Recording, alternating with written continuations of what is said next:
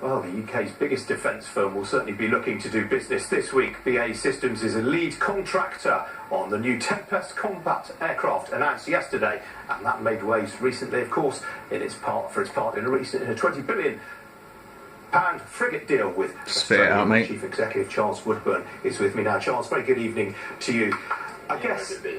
I guess Tempest is probably the showstopper for you this week, is it? Yeah, it's been a really exciting couple of days at Farnborough here. We've had a lot of meetings, a lot of client engagement, a lot of investor meetings, as we always have.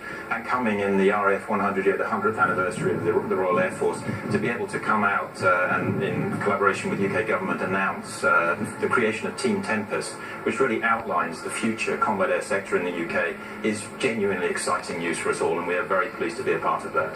Pretty remarkable that the whole Tempest programme was kept largely under wraps for how long? How long have you been working on it? Well, we've been working on this for quite some time now, and I think it has been deliberately kept under wraps. You recognise the importance of this business to the UK. It's 85% of defence exports are in the aerospace domain, and we have 2,500 suppliers in the supply chain, many of them small and medium enterprises. So it's an incredibly important part of the industrial base within the UK, and that is why it's important that the government has come out, with us and define the future for the industrial strategy of the air sector within the UK.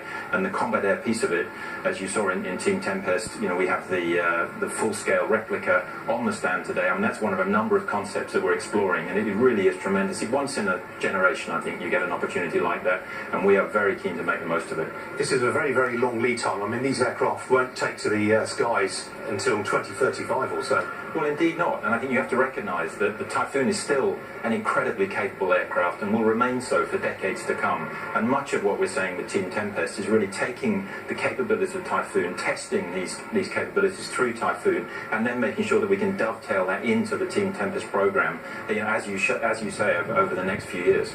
The Typhoon, of course, key part of what you do. You've got a big order with Qatar that you're hoping to get across the line. When do you anticipate that being signed off? We have a number of potential export opportunities, all of which are meaning that the export opportunity, the pipeline of opportunities for Typhoon is as good as it's been in quite some years, both with our very important Middle Eastern customers, but also within Europe here there are good opportunities for the Typhoon platform. It is an extremely capable aircraft. Do you worry at all about a potential change of government in this country? I mean, clearly the current government very committed to the combat strategy. Could that potentially be jeopardised by a Labour government? Well, I think it's fair to say that we, in the company's history, and we have a long history here in the UK and other places where we operate, that we've worked with governments from either side of the house and formed constructive working relationships. We have a lot of employees here in the UK, 33,000 employees in the UK, all over the UK, and it's very important that we make sure that those employees have a future. And I think that's where Team Tempest is such a powerful sort of mission for us, is for young people considering the aerospace industry, particularly in defence. It allows us to be able to paint a picture of the future for them, which gets the excitement, gets young people who are thinking about studying science and technology and engineering at schools, gives them something to aim for, and we're very excited to be a part of that. Now, as we were saying, the Australian Royal Navy's just placed a big frigate order. I mean, what does that mean for UK shipbuilding and for BAE? Well, I just said we had a generational opportunity in the air domain with Team Tempest. It's a generational opportunity in the maritime domain with respect to the C5000 win that we had recently in Australia. This is to build in Australia 9 frigates that are based on the UK's Type 26 design. It was a hard-fought competition which we won on capability, and we're very proud to play a part of that. And that will be a programme that will keep us busy in Australia for many years to come. All right, Charles Woodburn from BAE Systems, thanks very much for joining me. Thank you very much.